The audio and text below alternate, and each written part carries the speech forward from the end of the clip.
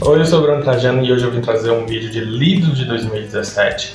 Esse ano foi um ano um pouco complicado para mim, eu li bem pouco, eu li bem menos do que eu esperava ler, mas esse ano também eu li muita graphic novel, muita HQ, muito material em quadrinhos. Então eu fiz duas listas separadas, duas listas do que eu li esse ano, então ficaram listas curtinhas. E esse vídeo aqui é o livros lidos em 2017, então vamos à lista. Como eu falei, eu preparei uma listinha bonitinha de todos os livros que eu li.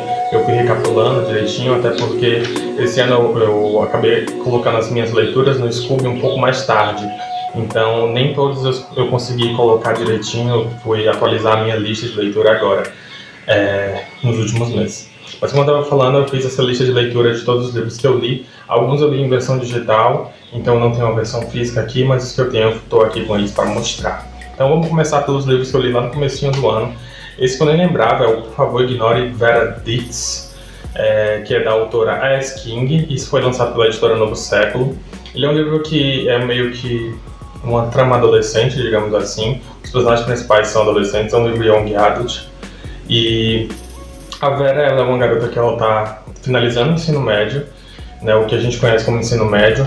E o melhor amigo dela morreu. E aí nesse livro, algumas pessoas que resenharam o livro chamaram muita atenção porque a gente tem o ponto de vista de várias pessoas diferentes sendo contado no livro. A gente chega a ter o ponto de vista de um templo. Na cidade tem um templo e tem um ponto de vista do templo, da história que está rolando. Então a gente acompanha a Vera nesses últimos anos, ela tentando trabalhar, meio que juntar dinheiro e seguir com a vida dela. E a gente descobre que ela tem muitos problemas, entre eles devido ao que aconteceu com o melhor amigo dela. E dentro desse livro, a autora ela não tem medo de falar de vários assuntos pesados, de vários assuntos que são realmente bem difíceis de você até comentar, porque ela fala sobre adicção, de você estar viciado em algumas coisas, fala sobre abuso, várias relações abusivas, assim como comportamento compulsivo até.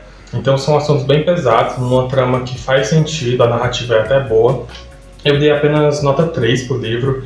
Eu não acho que na época que eu li eu não curti tanto, porque em alguns momentos eu sentia que a autora dava o problema, mas logo vinha outro assunto e outro assunto e outro assunto. Eu acho que talvez para manter meio que o mistério, manter meio que o interesse pelo resto do livro, e isso na época me incomodou um pouco.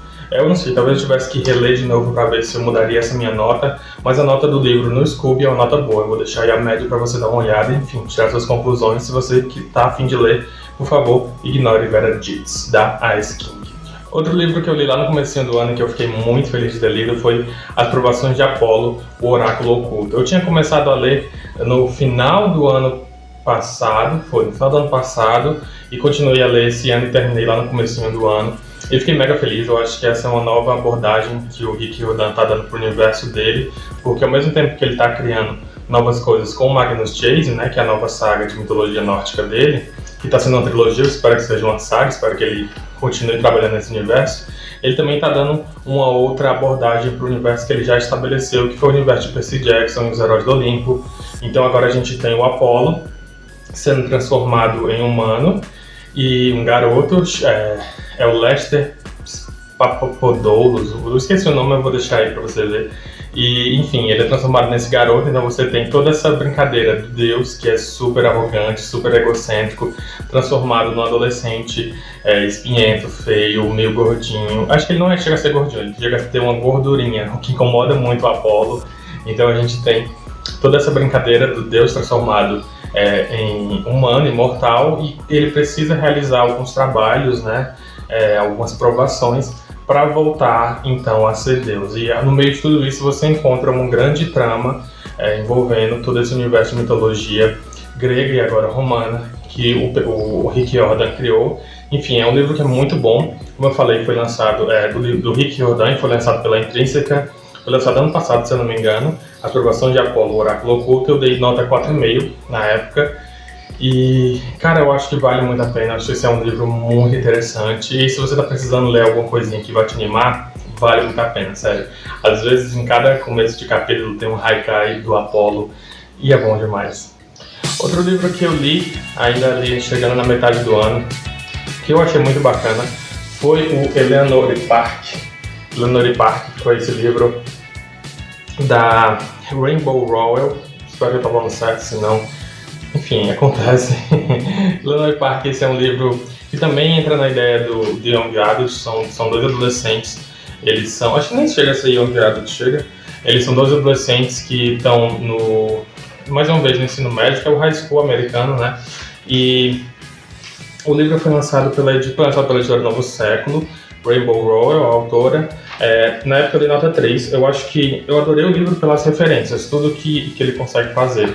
Como eu falei, é um pequeno romance adolescente, digamos assim, só que ele tem umas tramas muito interessantes, a dose dramática do livro, ela é muito boa, tem toda uma questão de que a personagem principal, ela não é o estereótipo, ela não é o clichê, não é a figura comum de livros de romance adolescente, ela não é bonitinha, ela é uma garota gordinha, ela é ruiva, todo mundo pega pesado com ela, porque ela não fisicamente ela não se adequa ao que todo mundo está acostumado, e o livro ele fala muito disso, fala muito das pessoas não estarem dentro dos padrões. Ele se passa na década de 80, se não me engano, final da década de 80, início da década de 90, e eu adorei algumas citações, eu até publiquei no meu Instagram, vou deixar uma foto aí para vocês verem. Foi uma citação que eu achei interessante, que o começo do livro é muito bom. O começo do livro começa com essa parte aqui, ó. Agosto de 1986. Vou ver se eu leio um pedacinho. Agosto de 1986. Ele parou de tentar trazê-la de volta. Ela só voltava quando bem entendia, em sonhos e mentiras e déjà vus partidos. Por exemplo, quando ele estava dirigindo para o trabalho e viu uma garota com os cabelos vermelhos em pé na esquina. E ele podia jurar, pelo menos por um momento, ser ela. Então ele via que aquele cabelo era na verdade mais loiro do que ruivo, e que ela estava com um cigarro na mão e vestindo a camisa dos Sex Pistols. Eleanor odiava os Sex Pistols. Eleanor, em pé, às suas costas até que ele virasse para trás, deitado ao seu lado segundo antes de ele acordar, fazendo que todo o resto do mundo parecesse mais sombrio, mais superficial e nunca bom bastante. Eleanor acaba com tudo. Eleanor indo embora. Ele parou de tentar trazê-la de volta. Eu achei um começo arrebatador.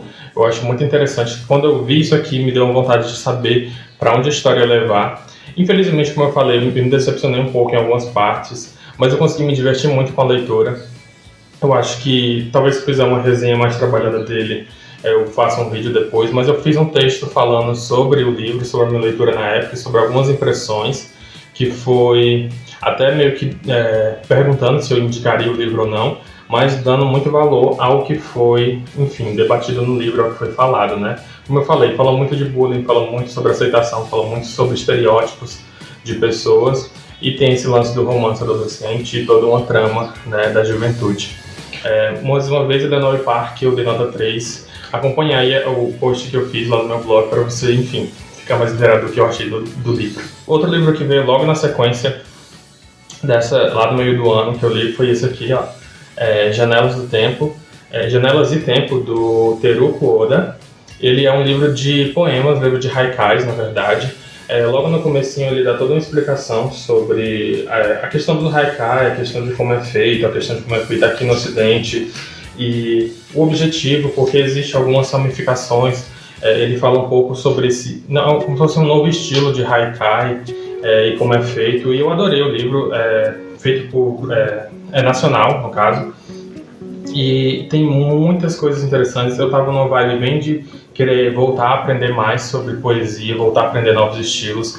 Eu estava escrevendo bastante, eu testei escrever alguns haikais lá no meio do ano, e enfim, é muito bacana, eu acho muito interessante. Eu acho que esse é o tipo de livro que é bom de você ter, de você ler de vez em quando, porque é sempre uma nova perspectiva sobre algumas coisas e te dá uma reflexão, te dá uma filosofia interessante. Eu vou ver se eu acho aqui um que eu gostei muito, que fala sobre os meses do ano.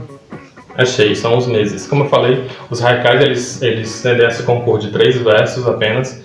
Tem toda uma regrinha de, por exemplo, 5, se não me engano, são 5, 7, 5. São 5 sílabas no primeiro verso, 7 no segundo e 5 no terceiro. E normalmente os haikais eles tendem a ser uma poesia que fala sobre elementos do nosso mundo, à nossa volta. Não chega a falar sobre pessoas, não chega a falar uma ideia muito clara. Chega a ser mais uma contemplação ao próprio tempo em si. E, enfim, tem esse poema aqui que eu gostei muito, eu vou ler a metade do poema, que é a parte que me afeta bastante, que é: o mês de junho, que é o do meu aniversário, e esse mês de férias, né? Começa assim: no galeto queimado, sabor de festa antiga, há noites de junho. Preocupação zero, acordar, comer, dormir, férias de julho. Salgueiros na praça, cobrir-se de novos brotos, tarefa de agosto. Eu vou ler aqui o finalzinho também porque eu acho interessante, né? Já que a gente está no final do ano. Cansadas de amar, desabrocham sem paixão, flores de novembro. Final de dezembro, sacolas pedem passagem no metrô lotado.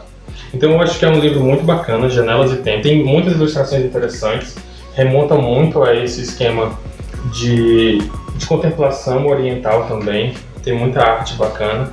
E eu acho que esse é um estilo que vale muito a pena você conhecer se você não tem familiaridade, os haikais. E tem gente que fala de outra maneira, eu falo haikais. Se você fala de outra maneira, deixe nos comentários, vamos conversar sobre tipos de poesia. Falando em poesia ainda, eu li também o livro da Rupi Kaur, eu vou deixar a imagem para você dar uma olhada, que é Outros Jeitos de Usar a Boca, por Rupi Kaur, que foi lançado aqui no Brasil pela Planeta Brasil. Na época eu dei 4,5 para o livro, eu li agora recentemente, talvez esteja com 3 meses ou menos, e foi um livro que me deixou muito animado para ler. Eu estava numa fase de voltar, como eu falei, a estudar mais poesia, a aprender mais sobre poesia, a consumir mais poema e poesia. E eu estava muito fascinado pela poesia moderna americana, né? Essa poesia que a gente vê popularizada nas redes sociais de maneira geral. Eu sei que falando assim pode parecer que eu esteja me referindo a algo mais literário, mas não é. Eu quero dizer realmente a esse novo movimento de pequenos poemas, pequenas poesias que são soltas nas redes sociais, aquelas frases de Tumblr. E eu acho que aquilo ali tem um valor poético e filosófico muito bacana, e por isso eu estou dando muito valor a esse tipo de coisa. Eu sigo algumas pessoas nas redes sociais, no Instagram principalmente, eu sigo a Rupi Kaur, e nesse livro Outros Jeitos de Usar a Boca, que eu estava muito animado para ler, eu até acho que eu fui com muita sede ao pote, eu esperava uma coisa que não era. O livro ele tem meio que uma meta muito específica do que ele é e para quem ele está sendo escrito e qual é o motivo. De maneira geral, o livro é escrito para mulheres. De uma mulher falando para outra mulher sobre meio que desafios, problemas, dramas e alguns elementos desse mundo feminino que às vezes é tão... falar às vezes é meio babaca, né? Porque na verdade as mulheres sofrem muito, existe toda uma cultura de machismo de maneira geral. Não vou entrar nesses pormenores de feminismo, etc. Mas de maneira geral existe uma certa opressão em algumas coisas dentro da figura do ser mulher.